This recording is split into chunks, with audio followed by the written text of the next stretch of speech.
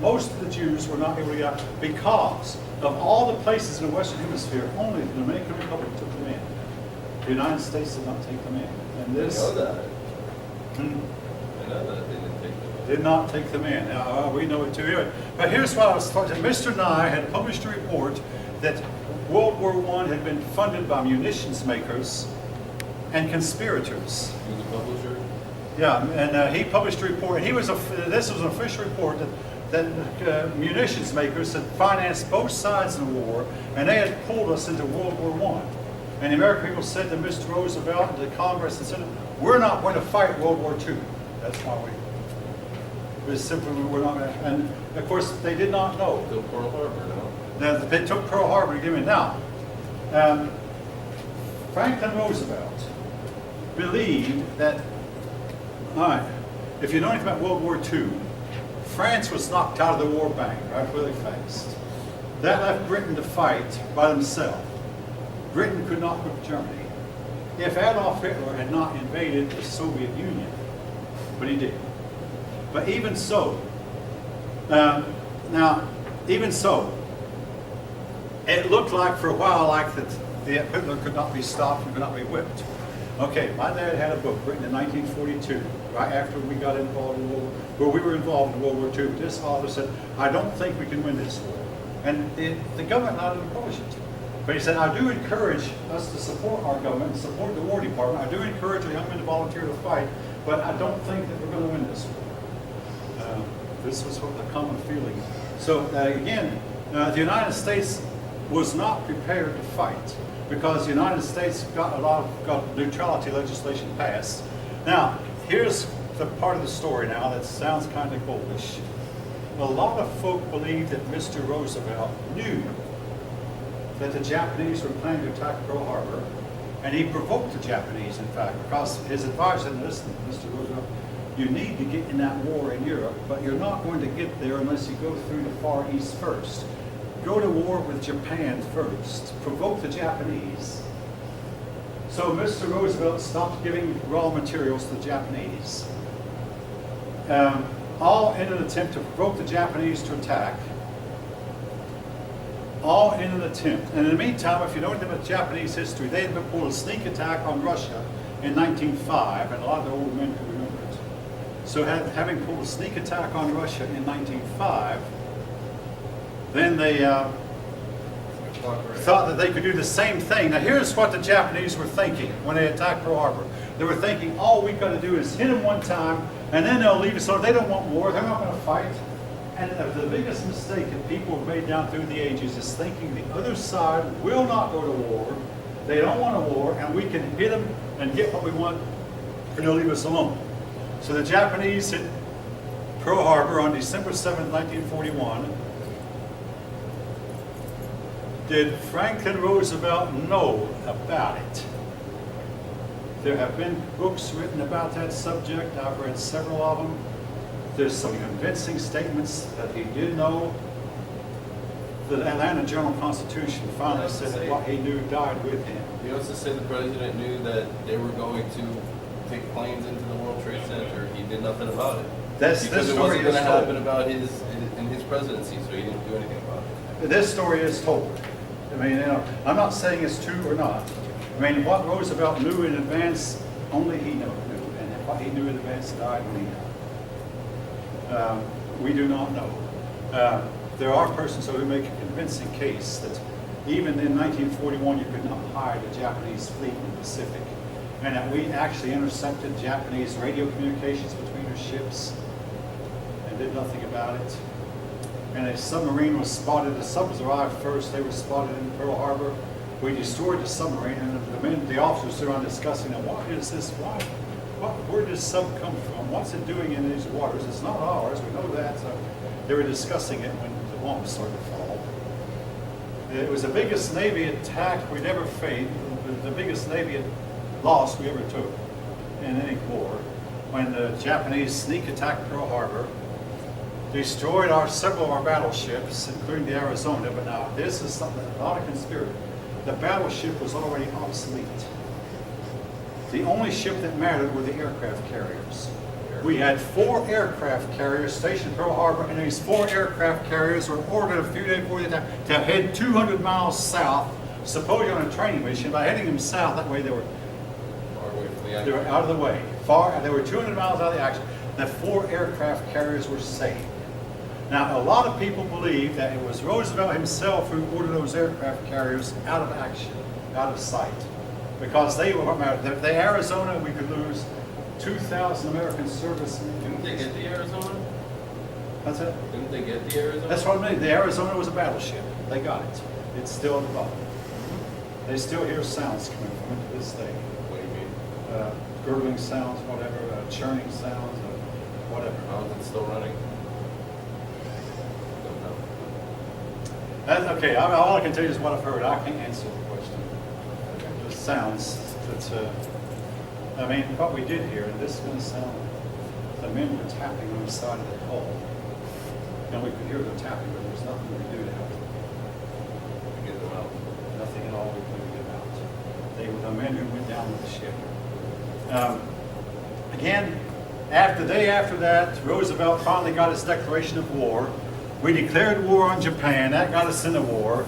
And then, next thing you know, Germany and Italy declared war on the United States. So Roosevelt had his wish. The United States turned around and declared war on Germany. So in spite of every attempt made to keep us out of World War II, we finally got in. But it took, like I say, 3 years of fighting in Europe before we finally got in. All right. The war went badly for us the first year. We were not ready. The Japanese quickly took over and overran the Philippines and took them from us. The Philippines were ours. It was the Spanish-American War. The Japanese took them. The Japanese then went on to move on towards China. They took a whole lot of China, but the United States and Britain sent armaments into China. And eventually, the taking on China was a risky move because the Chinese greatly outnumbered the Japanese. And the Chinese were able to replace the men they lost, and eventually Japan found they could not replace them, and they kept losing. But Japan tried to take, well, they invaded India even. They invaded India, and they invaded China, they invaded Vietnam, they started to try to invade Australia, but they didn't get that far. Basically, they were taking on more than they could take on. And they simply could not, well, they could not conquer all the Far East. And it wound up, they, of course, wound up losing. But the war went badly. We were not ready to fight. But finally, in 1943, after a year of fighting, we got into North Africa, and that's where we first engaged the Germans. The American general in charge of European forces was Eisenhower.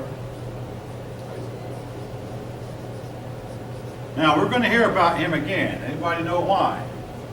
Dwight D. Eisenhower Yeah. was our president. He became President of the United States. He's the first president I remember, but he became President of the United States. But we hear about Dwight Eisenhower, President of the United States. He was given the command.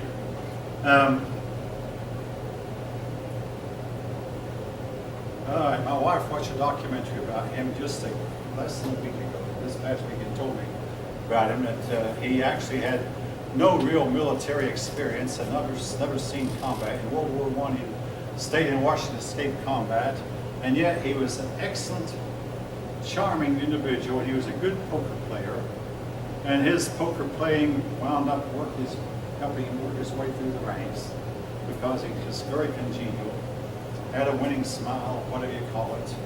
And but nevertheless, I will say this, so he won his war. He did do that. The Germans were greatly outnumbered, but nevertheless, I mean, he won. But he met the Germans in North Africa. The Germans were led by a general named Rommel. The British general was Montgomery. The British had been largely defeated in North Africa, but then the Americans came in and worked along beside the British General Montgomery. And the General Eisenhower and Romney together, along with General Patton, eventually drove the Germans out of North Africa. So that phase of the war was ours. Then we went from North Africa. We made a surprise invasion of Sicily. The attack was a complete surprise. We went into Sicily. And the Germans and Italians there were not ready for us. From Sicily, we went on into Italy and began to work our way up the peninsula, and the Italian people opened their arms and welcomed the Americans in, much to Mussolini's regret. Now, in the meantime, over in the Far East, we were fighting the war on two fronts, the European front and the Far Asian front. In the Far East, for 5 months, folk, we could not win. But then came the Battle of Midway. Well, first of all, there was the Battle of Coral Sea. In the Battle of the Coral Sea, it's the only battle in history where the combatants never saw each other. No Japanese saw an American ship, no Americans saw a Japanese ship. But they would fire at each other, and a lot of the time the firing was mostly at night. But at the Battle of the Coral Sea, Japan was on its way to Australia, and we stopped the Japanese fleet from reaching Australia. Now, the Battle of the Coral Sea was actually a Japanese victory in that the Americans retreated.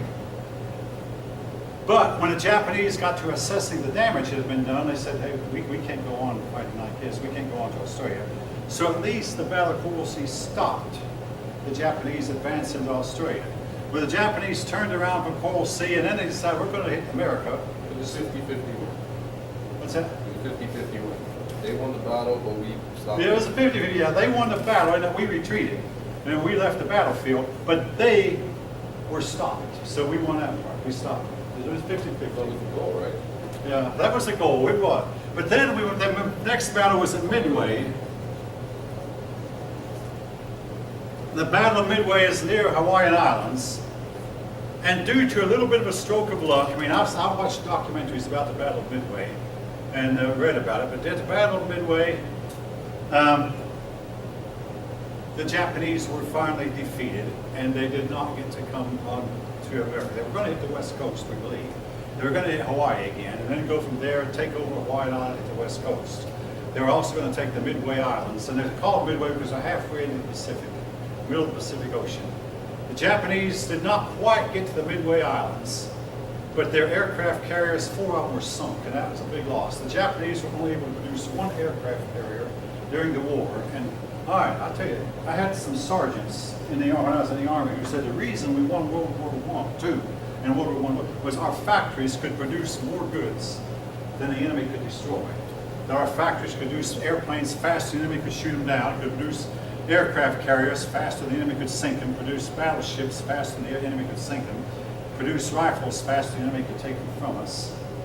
So Our factories. I'm not taking anything from the soldier who acted in the fighting. But they said it was our factories that won a war because they were belittling us young soldiers too. Telling us how clean we were and how bad we were.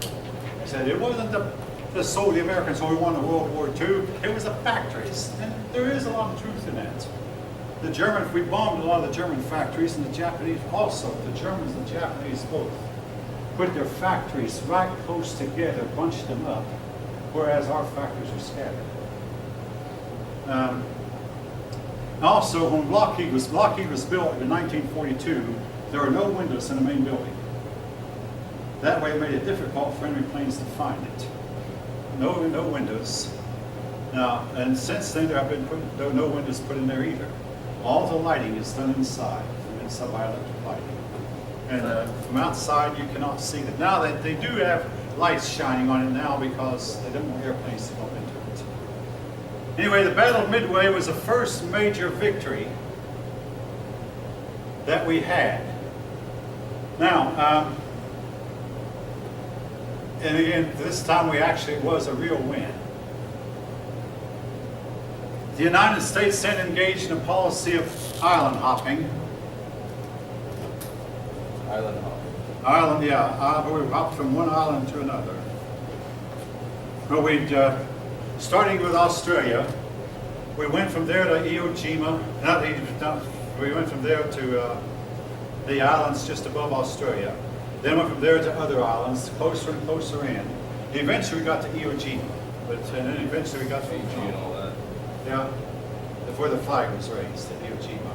Eventually we got to Okinawa, but we began hopping from one island to another each, and as we got closer to Japan, it meant that our airplanes could fly with less fuel and more bombs. Less fuel, more bombs, the closer in we got. But anyway, kept bombing Japan. We bombed the Japanese mainland and kept bombing their cities. And Japan, of course, would not surrender, believing that they were invincible. Back to Germany. The English Channel separated England from France, and the trick was going to be, how do we get across the English Channel and engage the Germans at the English Channel? They decided to do this. Now, every June 6th, you'll hear about this. June 6th was called D-Day. June 6th, June 6th, 1944. 1944, and every June 6th, particularly if it's a June 6th, that where the year ends in number 4 here, like it did in 2014. What's that? Island hopping, that was where that we went from, all right, if you know anything about the Pacific Ocean, it's mostly islands there. We go from one island, take it, and go to another island, take it, and go to another island, take The it. Fiji Islands and all that. And all these islands, we take them, and they would get us closer and closer to the Japanese mainland. As we got closer, So that's the military gets taken. that was a military thing. Yeah, we got closer, we could put more bombs in a plane and less fuel. More bombs and less fuel. More bombs and less fuel, because we were closer in. But anyway, June 6th, our troops went across the English Channel. Now, I want to say this. The Canadians and British, all they did was they went to the beach, when we got near the beaches, they offloaded ships and simply marched up the beach, and they had success. The Americans had to do things more complex. The Americans said, we're going to first land the paratroopers behind the enemy lines. Well, first, no, we're going to bomb. We're going to bomb and have a lot of craters to where our men will have something to hide behind. Then we're going to land paratroopers behind the enemy lines. Then we're going to offload the heavy tanks and then offload the heavy artillery. Well, what we didn't know is there were a lot of places along that line that weren't even defended. So the American plan was much more complex, where it didn't work as planned, even though I will say it did work. First of all, the pilots who were supposed to bomb the beach to create the craters, they missed the beach and frightened a few cows. They bombed the cow pastures deep inside of France. They missed the beach entirely. They couldn't see what they were doing, so they tried to bomb an instrument. In those days, instruments was not accurate. So they missed.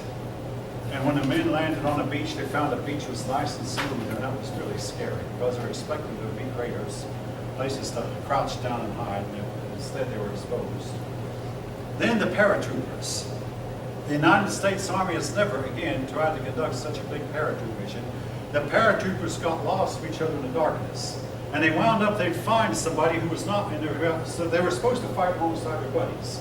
Instead, they had to reorganize from the men they found, and they decided who has the highest rank. If they found some captain, okay, you be the leader because you have the highest rank. But they had to follow a captain who they didn't even know, or a sergeant who they didn't know. Whoever was the most senior officer, that was the one they had to follow. But they did regroup. They did regroup in the dark as best they could, and they fought from behind the lines. And then the men who offloaded, a lot of them were killed, purely and simply. But again, Adolf Hitler did not have all of his beach protected like he should have. And all we needed, see, was to get what they called a toehold on the beach. Now here is the way, this is the water, then this is the beach, then on the edge of the beach was a tall cliff, and this is where the Germans were. And they could shoot down on the Americans. Fortunately, it was dark, and the Germans could not see what they were doing. Now here's where that Adolf Hitler made one of his biggest mistakes. He made several. He told his commanding officer, don't order the tanks in, Panzers, until I tell you to. Big mistake, because, all right, what these German soldiers did what they were supposed to do. When they thought that there was something going on along the beach, they started shooting at it. But one of the men was always sent to get their sergeant away. This was at night. So one of the men, the corporal in charge, would say, hey, all you men fire, but hey, you Zimmerman, you go wake up Sergeant so-and-so. Well, the sergeant would look at Sergeant, yeah, the captain will be notified. So the sergeant and the captain. The captain, then he would get on the phone, he'd call the major, like he was supposed to. I mean, you have to report these things. So you hire, and in the meantime, the general in charge was receiving reports from all his officers. He knew he was being invaded. mean, he was not ignorant. He knew he was being invaded. And he got on the phone in to try to call Adolf Hitler, and Adolf Hitler picked that morning to sleep in. And nobody dared then to try, we'll get Hitler on the phone as soon as we can. This is where you've got, no, listen, we'll get Hitler on the phone. Hitler finally woke up and came out, and everybody started shouting at once. He said, all right, you don't come. I'm going back to the room, and when I come out, I want one of you to give me one report of what's going on. Hitler stayed in his room for a few more hours and came back out. By that time it was too late. If he had committed the Panzers right away, if he had committed the Panzers immediately, the whole battle would have probably had a different turn. As it was, he made the mistake. By the time he committed the Panzers, the first wave had been already gotten a toehold on the beach. The ships had gone back, loaded up again, and brought some more men over. Then the ships went back, loaded up more men, and brought more men over. And eventually, oh yeah, there were a few places where the Germans drove the Allies back. But all we needed was a toehold. Eventually, the Allied shipping learned, okay, we have this part of the beach, so let's all of us head for the part that we have. We don't have this, so let's just stay away from that. We have, so they could land their men and get them out of the water, get them on the land without losing a man, because they already had been shot shot. right in the face as soon as the road's open. You know, What's that? saying eventually they're being killed right away. Well, but they learned eventually, though, they got certain parts of the beach here, and that way they could safely land them into where they wouldn't be shot at while they were offloading and get them in position.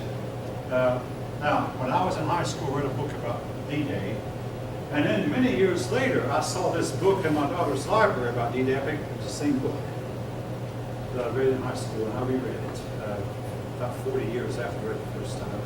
Same book, and she and I had a talk about it. I told her I'd read it then.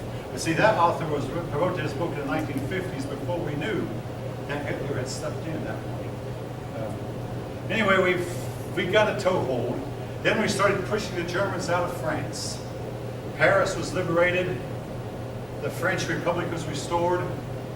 And eventually we found our way inside Germany itself. And when we found our way inside Germany, we actually saw the concentration camps that nobody had believed was there. And hardened American soldiers who had been combat hardened were just moved to tears when they saw it. Even hardened General Patton was ashen face. They told a mayor and his wife from a nearby town, hey, we're going to show you this. The mayor and his wife, it was a big joke to them. They saw the sights, and next morning they found the mayor and his wife had hung themselves. They've shown, I've seen pictures of the German people. Pictures of the German people who would be in a big way, you know, laughing and thinking they're going to a party, but they would see this concentration camp, they didn't know what was there. They'd see human beings starved to be where they were nothing more than skin and bone, completely emaciated. And it moved them so much that they would leave with their heads down, and most of them saw it. They had no idea. My father-in-law, my wife's father, saw a concentration camp one time, and it was life-changing. I went through my Dominic myself. What's that? I went to my Dominic myself. It's a concentration camp. There were a lot of them. The Germans tried to cover them up, but it was too late. They couldn't cover them up fast enough. Make long story short, Hitler finally committed suicide. The Germans surrendered shortly afterward, and the United States went in and occupied Germany, and we have troops in Germany to this day. The Russians also got their share of Germany, the French got their share, and the British got their share, and for many years Germany was divided. The Russians took their part and made East Germany. The Americans, British, and French made a nation of West Germany. Eventually Germany was reunited, but that was to be 40-some years. A lot of German territory was given to Poland because Stalin wanted it. So Hitler said Germany needed more land. When the war was over, Germany had even less land. As for Japan, the Japanese would not quit fighting. And they wanted us to guarantee that we would let them keep their emperor because their emperor was more than 2,000 years old. We did let them keep their emperor, but we were not promised. We said, we're not going to promise you anything, just surrender. So we finally did something that we had not been able to do to the Germans because we didn't have it ready. We dropped 2 atomic bombs on the Japanese cities of Hiroshima and Nagasaki. And that got the Japanese to surrender. Now the Japanese did not know that we only had 2 bombs at the time. It would take us months to develop more. If they had known that, they might have kept fighting a little while longer. But when we dropped the first bomb, the Japanese wouldn't surrender. When we dropped the second one, they did. It saved probably 2 million lives. 1 million American servicemen and 1 million Japanese servicemen and civilians.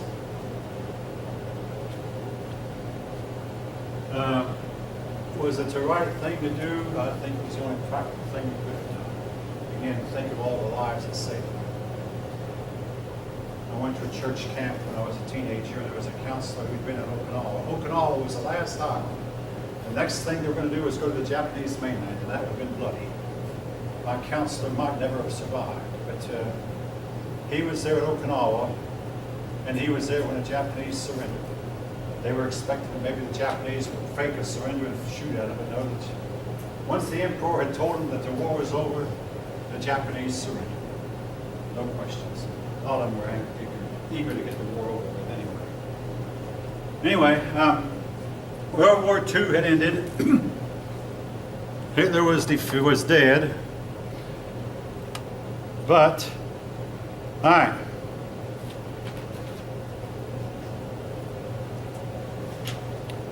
Okay, now we go on to Cold War and the Truman years, and we're about to get into things I remember.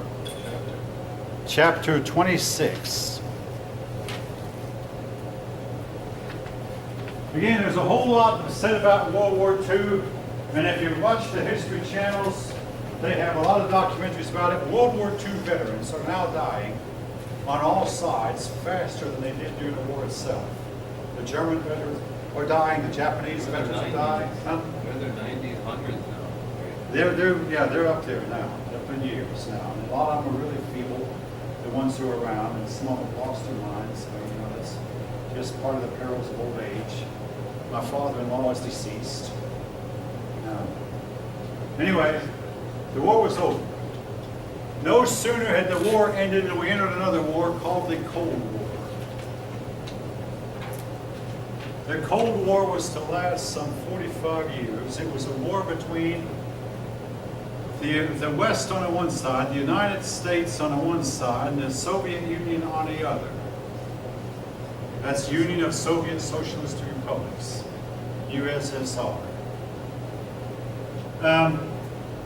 It was called the Cold War because it never really erupted into a shooting war. Now there were a few exceptions. There was a shooting war in Korea, and a shooting war in Vietnam, even though in Vietnam we never actually opposed Russia or China. We just fought in Vietnam. But other than that, the Cold War remained a war of propaganda, a war of words, a trade type war, which we're still involved in, by the way. The Cold War now ended around 1989, but a lot of persons say it's going on now because we're involved in another war of words with Russia. It's no longer the Soviet Union, it's now Russia again. We're involved in a Cold War with them. And our president knows how to shoot his mouth off and make enemies. Hey, don't get me wrong, man. I'm just stating fact. It's something you were saying earlier, right? He knows how to shoot his mouth the wrong way.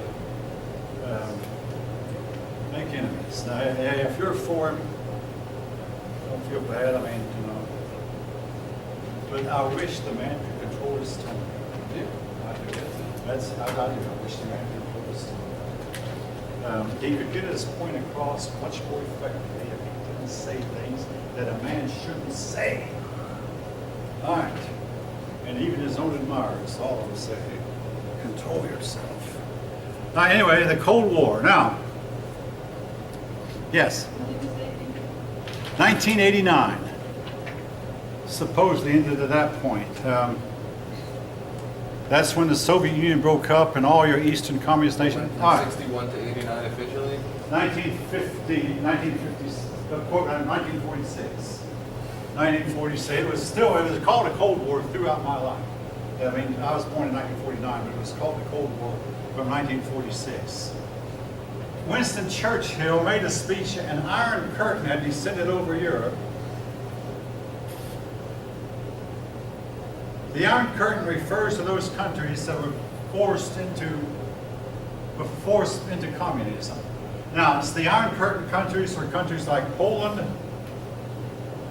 Czechoslovakia,